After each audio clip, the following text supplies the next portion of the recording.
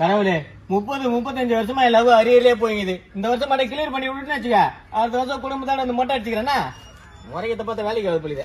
பாப்பா இந்தாமா இது எதுமையா உங்க அக்கா கிட்ட கொடுப்பு.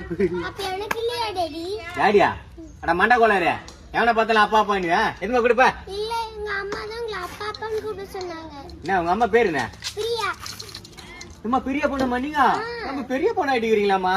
இது அங்கிள் சும்மா விளையாட்டு சொன்னடா. நீ வீட்டுக்கு போ. பிப்ரவரி மாசம் ஒரே பனி அதிகமாகுது. வீட்டு விட்டு வெளியே வராதீங்கன்னா நம்பு போயிடுங்க. போங்க போங்க போ. சரி டாடி. இது நீங்க செருப்பு கட்டி அடிச்சுக்கலாம் எனக்கு. வெக்கமே இல்ல. 20 வருஷத்துக்கு முன்னாடி இவங்க ஆத்தக்காரி லவ் லெட்டர் தூக்கணும் ஒன்னடா சின்ன பையா. இப்ப அவ பெத்த பண்ணிக்கே லவ் லெட்டர் கொடுக்குற நிலைமை ஆகி போச்சு. என்னமா தெரியும் என்ன மறந்து போய் கண்ணைக்கு ஆகிட்டு இருப்போம். ஒரு மதுரை விருது நகலாம் கொளுத்திட்டு இருப்பான்னு நினைச்சேன். பார்த்தா குழந்தை பத்துக்கிட்டு வேலையா இருந்துக்கிறா போல இது. இவரோட பொண்ணு ஆயிட்டுக்குதுமா. இவரு அப்படியே ஓகேமா தான் இருக்கிறாரு. கையில இருக்கிற லெட்டர் பார்த்தாலே தெரியுது. இந்த வருஷம் அரியர் வைக்க வச்சல என்னது இருக்குது காடு மூடு.